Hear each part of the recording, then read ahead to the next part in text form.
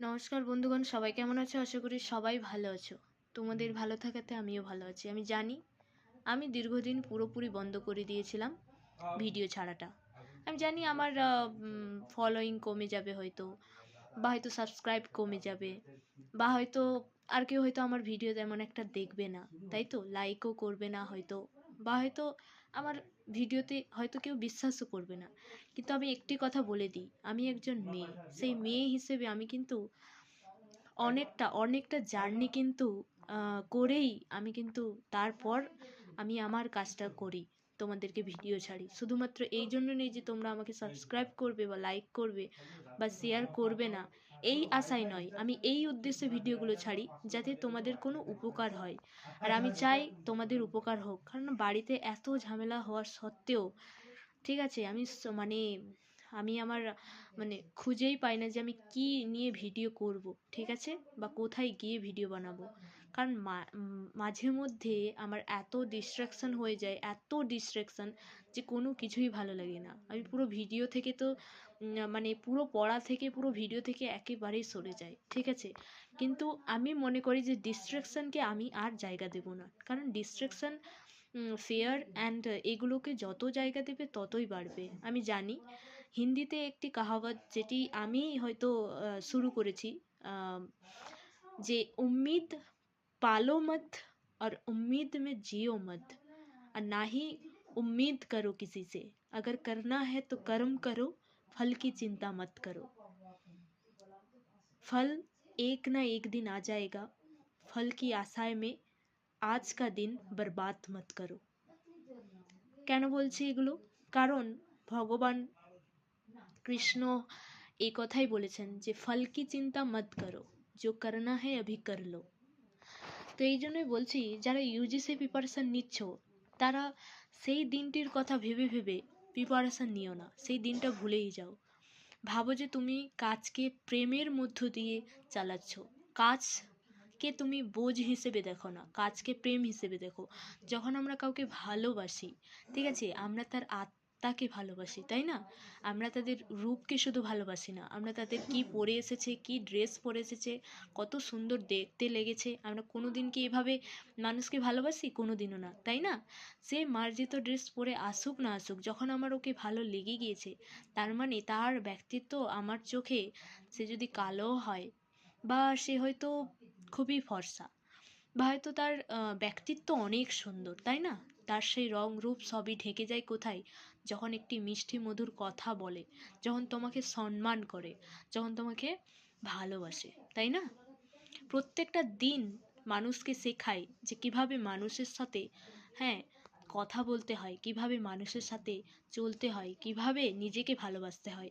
আমি জানি পৃথিবীতে সেই মানুষই সুন্দর সব থেকে, যে নিজেকে ভালোবাসতে শিখেছে। নিজেকে ভালোবাসার মধ্য দিয়েই মানুষকে ভালোবাসতে শেখানো হয়। যে নিজেকে ভালোবাসে না, যার মধ্যে প্রচুর অহংকার থাকে, সে সবসময় বলে যে আমি শ্রেষ্ঠ, আমি সব কিছু, ঠিক আছে। যারা মানুষের ওপর হাসে, ঠিক আছে, যে মানুষের ওপর হাসে সেই মানুষটি হয়তো ইতিহাস রচে দিতে পারে। তার কি জানা আছে বলো? তাই মানুষের উপর হাসা নয়, আমি আজকে জ্ঞান দিতে নয়, আমি সত্য কথা বলতে পছন্দ করি। আর সত্য কথা বলার মধ্য দিয়েই আমার তৃষ্ণা মেটে। কীরকমভাবে বলো তো? আমার বয়স বেশি নয়, ঠিক আছে, আমার বয়স কিন্তু খুবই কম। আর আমি অভিজ্ঞতার দিক থেকে অনেকটাই কিন্তু শিখেছি। তাই আমি জানি যে বড় বড় পরীক্ষার আগে কত মানসিক শক্তির দরকার হয়। অনেক মানুষই টপ করে, অনেক মানুষ রাত দিন এক করে পড়াশোনা করে, তারপরেও সে কি করে না, তারপরেও তার first attempt, second attempt, fourth attempt, fifth attempt দিতেই থাকে, তাই না? মানে এত পরিশ্রম, সত্যি কথা বলতে এক একজন এমন এমন ছাত্রী, এমন এমন ব্রিলিয়ান্ট ছাত্র, ঠিক আছে, রয়েছে। ব্রিলিয়ান্ট, এই যে ব্রিলিয়ান্ট শব্দটি, এই যে বলা হয় না যে যে হয়তো সে খুব বুদ্ধিমান, তাই হয়তো সে পরীক্ষাতে সমস্ত কিছু পেয়ে গেছে গো, এরকম দেখবে। মানে বলা কথা আছে, একটি প্রবাদ বাক্য, সে বুদ্ধিমান তাই সে পাস করেছে। না, সে বুদ্ধিমান ছিল না, সে অ্যাকচুয়ালি পরিশ্রমী ছিল। নেপোলিয়ন হিল একটি কথা বলেছিলেন যে দুটো কথা সবসময় মনে রাখতে হবে। তুমি যদি বিশ্বাস করো যে এটি আমার ভাগ্যে ছিল বলে হয়েছে, তাহলে একেবারেই এটি মিথ্যে। আর যদি তুমি মনে করো যে তুমি কর্ম দ্বারাই তুমি ভাগ্যকে আহ, বলো সেই কাজকে তুমি করতে পারবে, কিন্তু এটা কিন্তু একেবারেই পুরো সত্যি প্রত্যেকটি ধর্মতেই রয়েছে।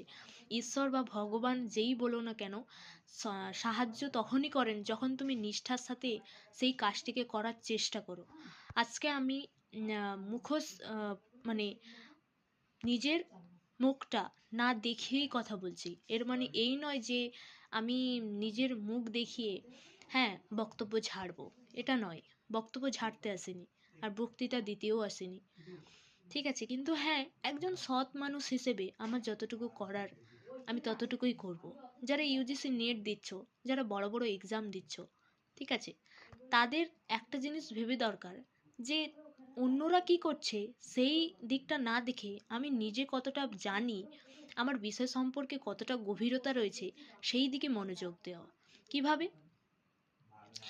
না, আমার কাছে যে যে বইগুলো রয়েছে আমি সেই বইগুলোকে একবার ভালো করে নজর দিয়ে দেখব। আমার এতটুকু তো ইনটিউশন পাওয়ার রয়েছে, আমি তো ছোট থেকেই ফার্স্ট হয়ে এসেছি, তাই না? আমি কি কি বিষয়ে পড়লে আমার নেটে আমি এগোতে পারবো। মানুষের মানুষের চেষ্টার জন্য কেন বসে থাকবো? মানুষ কি দিচ্ছে সেই চেষ্টায় বসে থাকবো কেন? মানুষের আশায় কেন বসে থাকবো? কোথায় ভালো নোটস পাওয়া যাচ্ছে, কোথায় কোচিং সেন্টার রয়েছে, কেন আমরা নিজেরা পারবো না? নিজেরা চেষ্টা কেন করতে পারবো না? নিজের চেষ্টাই তো করতে পারি, তাই না? নিজের চেষ্টায় মানুষ ইতিহাস রচে দিচ্ছে। তুমি বলো, নিজের চেষ্টায় মানুষ দৌড়ে দৌড়ে অলিম্পিকে ফার্স্ট হয়ে যাচ্ছে, মেডেল নিয়ে আসছে কত, জানা আছে?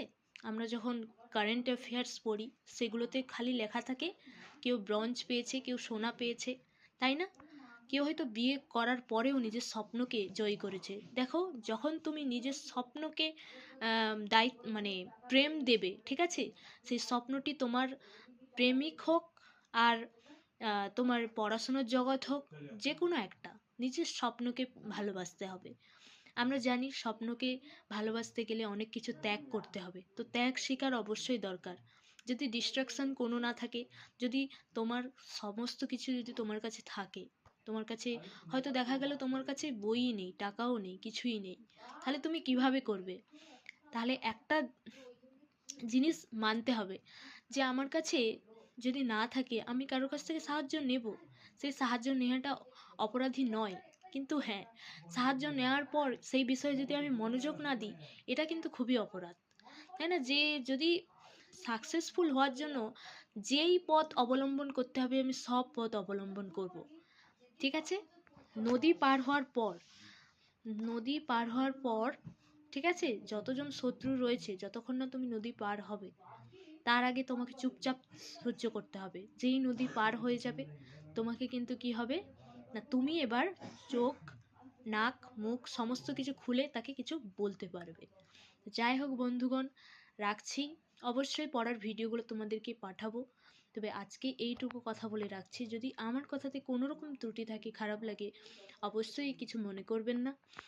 সকলকে ভালো থেকো, রাখছি, গুড নাইট।